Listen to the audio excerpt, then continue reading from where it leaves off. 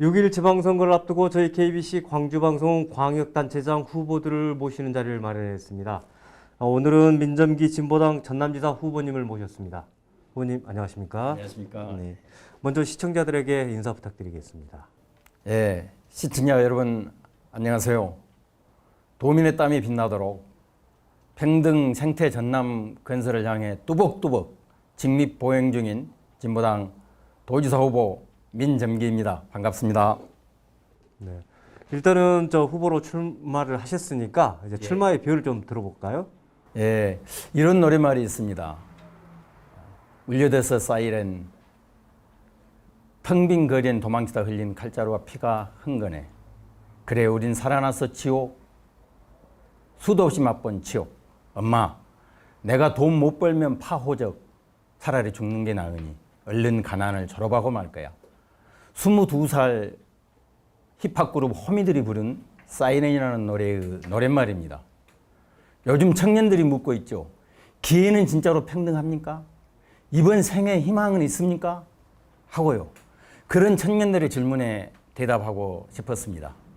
노동자, 농민, 자영업자, 소상공인들이 묻습니다. 언제나 죽지 않고 다치지 않고 일하며 내 땅에서 농사짓고 농산물 가격 하락 걱정 없이 농사 지을 수 있을까? 또 문 닫을 걱정 없이 장사할 수 있을까? 사업할 수 있을까? 이렇게 묻고 있습니다. 그 질문에 대답하고 싶었습니다.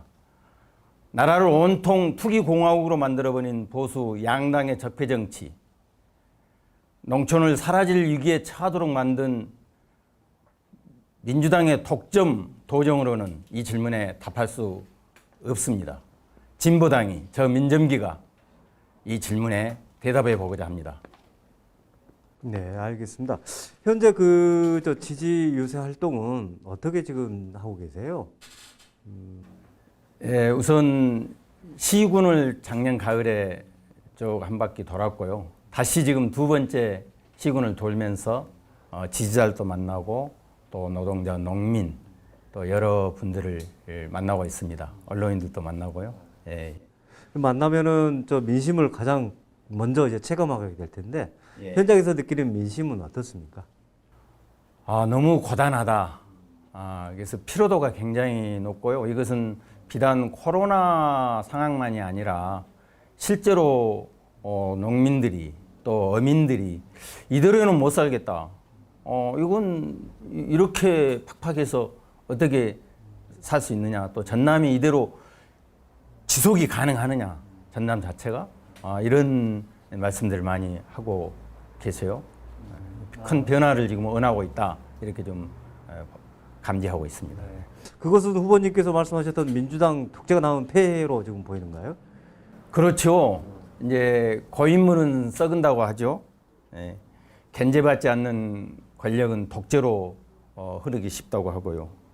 특히 이제 신선한 충격을 경험하지 못한 지방자치는 퇴보하게 돼 있습니다. 고인물, 낡은 정치가 되어버린 민주당을 넘어서서 30년 독점을 깨뜨려야 한다. 저는 그렇게 생각하고요. 특히 17개 시도 중에 가장 낙후하고 후진적인 행정을 보여주고 있는 것이 전남입니다. 그런데 이제 여기에 대한 감각조차 없어서 굉장히 무감각하죠. 모르는 거죠. 이게 이제 더욱더 큰일입니다. 그래서 이런 부분을 알리고 도민들께 알리고 우리도 얼마든지 잘할 수 있는 DNA가 유전자가 도민들에게 있는데 이것을 독점 정치 30년이 모두 그 역량을 발휘하지 못하게끔 막아버렸다. 저는 그렇게 보기 때문에 이번 기회에 이런 부분들 좀 많이 알리려고 하고요. 특히 이제 30년 민주당의 독점 도정이 인구 250만 전남을 180만으로 70만 약 30%를 감소시키는 상황이 됐어요.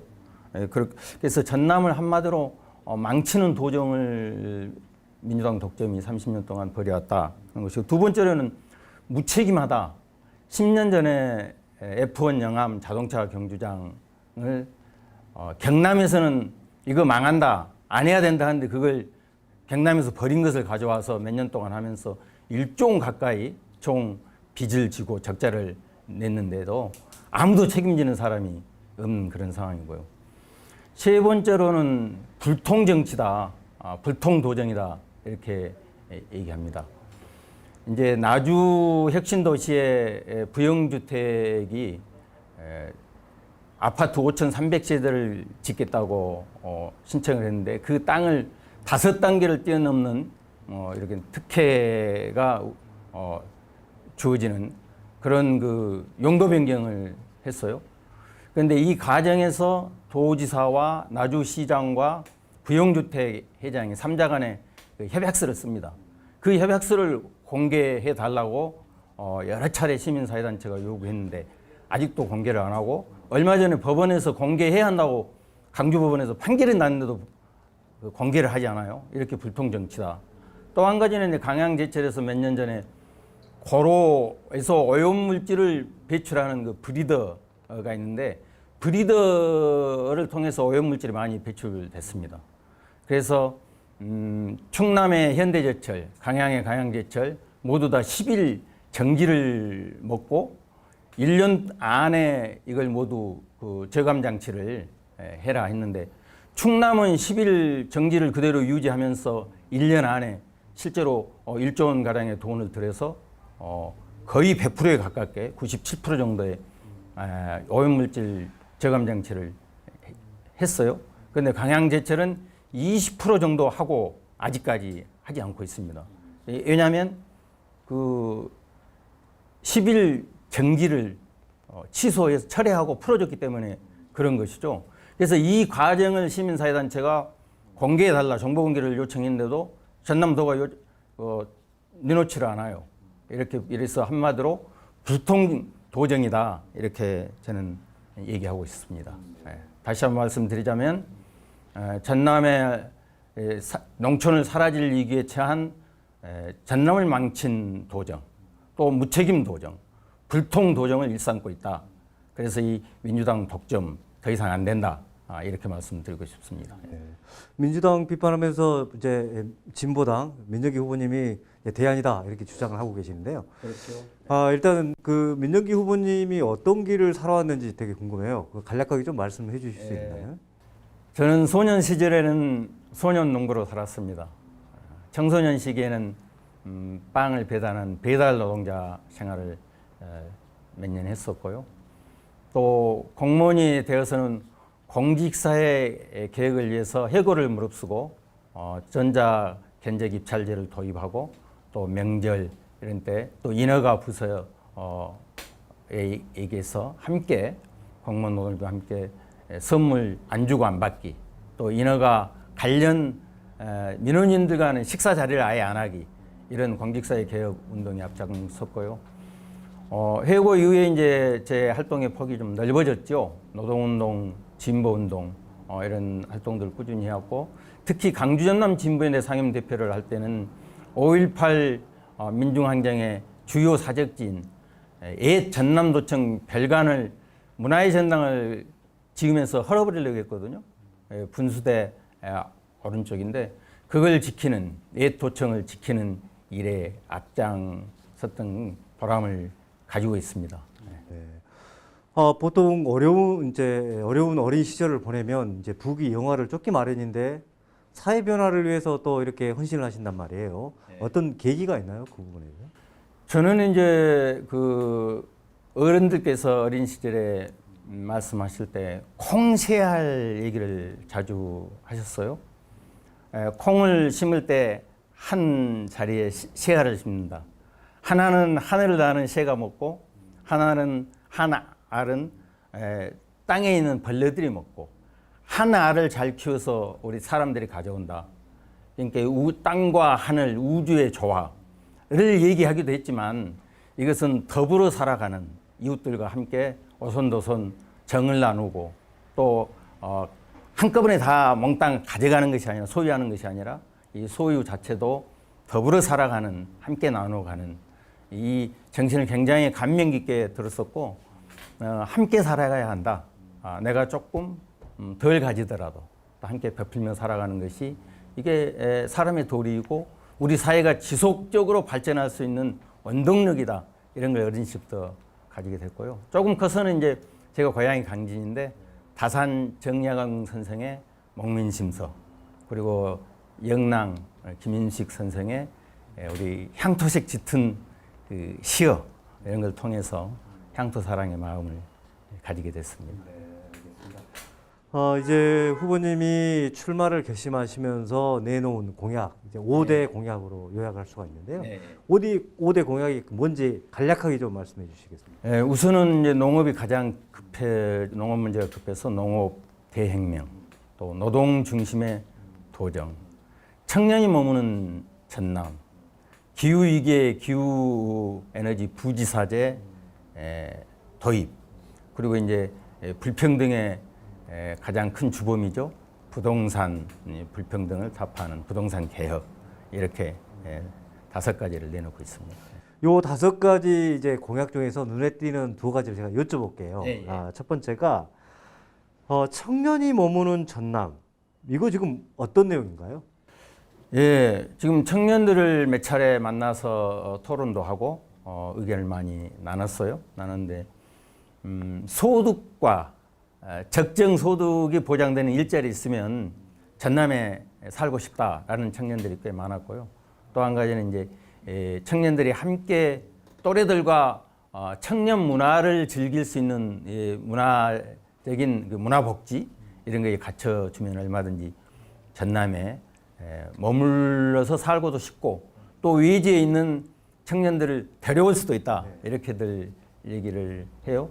그래서 그렇게 할 수 있는 게 가장 큰 건 뭘까? 가장 중요한 것은 지금 농촌이 어렵기 때문에 농촌에 청년들이 없습니다.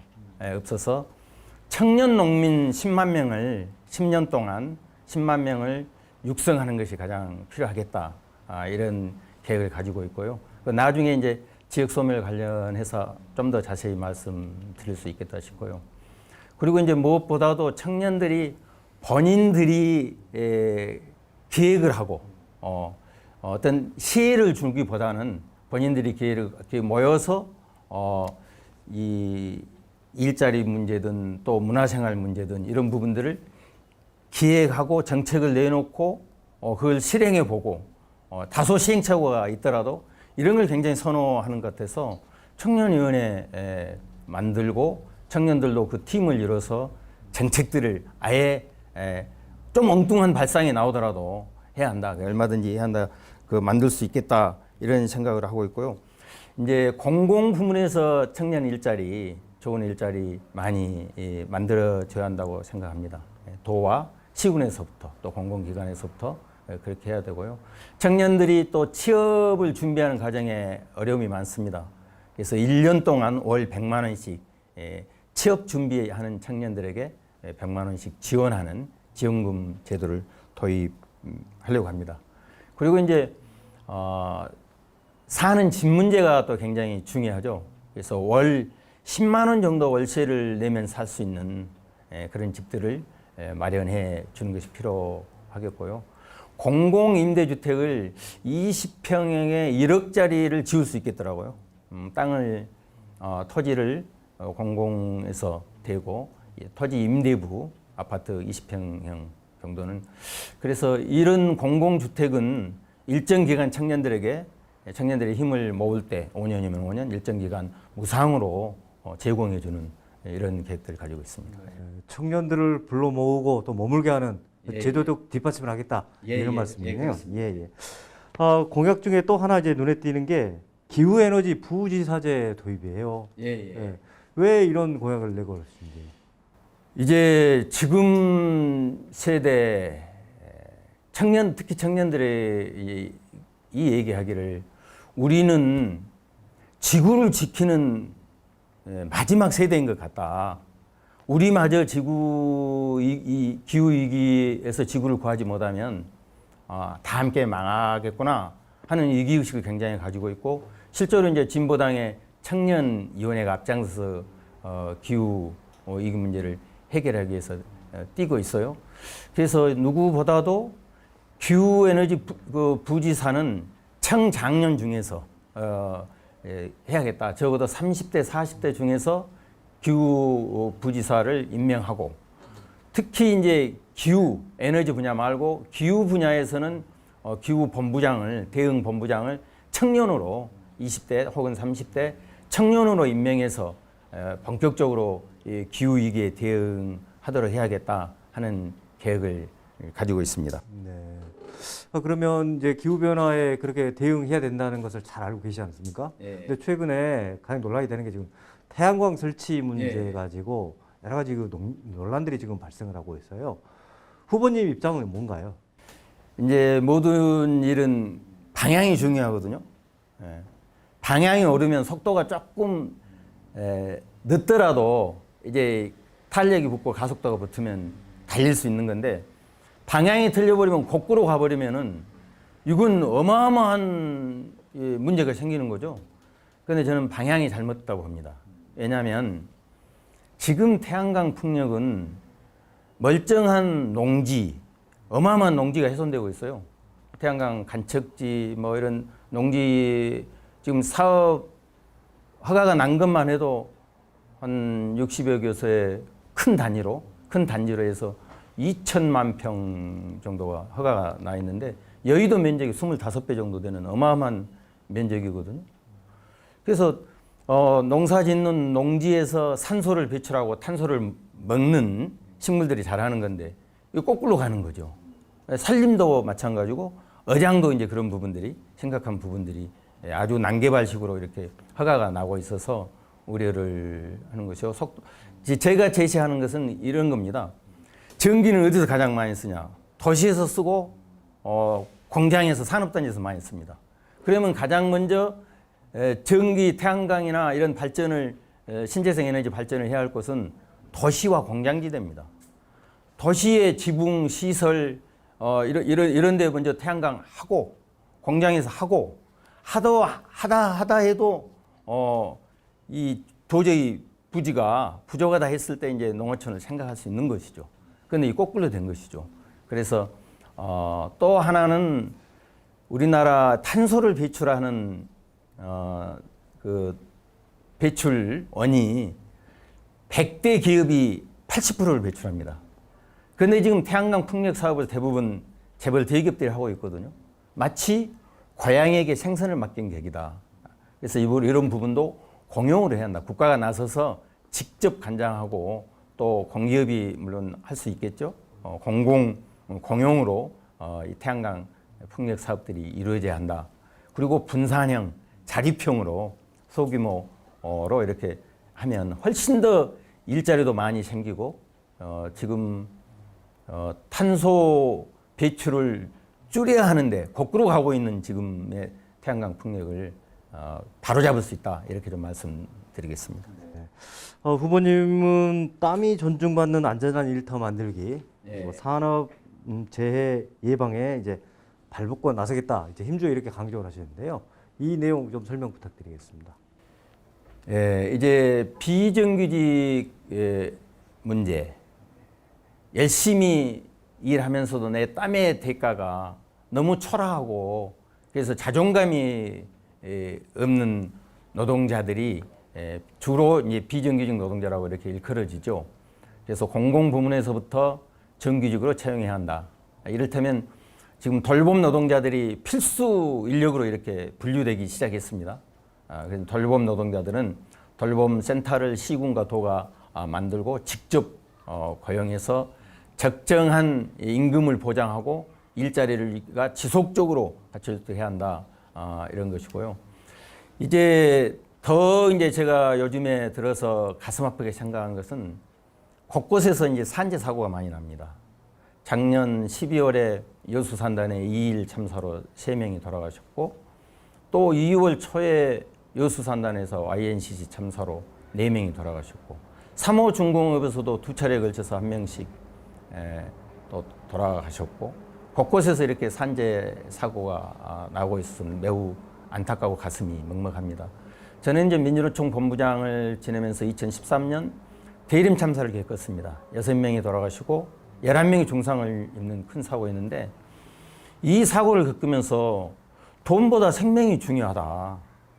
기업의 이윤보다 노동자의 안전이 중요해야 한다라고 이렇게 부르짖었고, 국가 산단의 안전은 국가가 책임져야 한다고 소리 높여 외치고, 실제 여수산단 특별법 또 안전관리 이런 것을 강화하기 위해서, 안전관리를 강화하기 위해서 많은 노력들을 해서 실제로 이제 법률, 관계 법률을 고치기도 했지만 여전히 부족한 것이 많죠.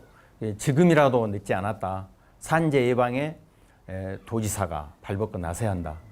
왜냐하면 중대재해처벌법도 있지만 사후 약방문 격으로 사고 나서 다치고 돌아가신 후에 뭘 한다는 것 물론 해야겠지만 그보다는 예방에 앞장서야 한다. 다행히 작년 11월에 산업안전보건법 4조의 2, 4조의 3에 도지사와 시장 군수들의 책무를 명시했어요. 산재 예방을 위해서 계획도 세우고 현장을 점검도 하고 집행을 할 수 있도록 세웠기 때문에, 그런데 전남도는 아직 아무런 계획을 내놓지 않고 있어서 저는 매우 유감스럽게 생각하고요. 지금 당장 산재 예방에 전면 나서야 한다, 이렇게 좀 요구하고 저는 그렇게 할 작정입니다. 후보님, 후보님의 정책 정견을 더 듣고 싶은데요. 주어진 시간이 이제 거의 다 이제 된 것 같습니다. 마지막으로 시청자분들에게 하시고 싶은 말씀 있다면 간략하게 좀 부탁드릴까요? 도민 모두가 지방자치의 주인으로 나서야 합니다. 0.1%의 부자 또 투기꾼의 탐욕이 빛나는 것이 아니라 일하는 사람들의 모든 도민의 땀이 빛나야 합니다. 평등, 생태, 전남 건설로 도민의 땀이 빛나는 전남 만들고 싶습니다. 아리랑 신명과 황토밭 가슴, 그 열정을 가지고 있습니다. 누구보다도 전남의 산화와 문화를 사랑합니다. 진보당 저 민점기에게 기회를 주십시오. 감사합니다. 네, 말씀 고맙습니다. 지금까지 민점기 진보당 전남지사 후보님의 이야기를 들어봤습니다. 대담 여기서 마치겠습니다. 감사합니다.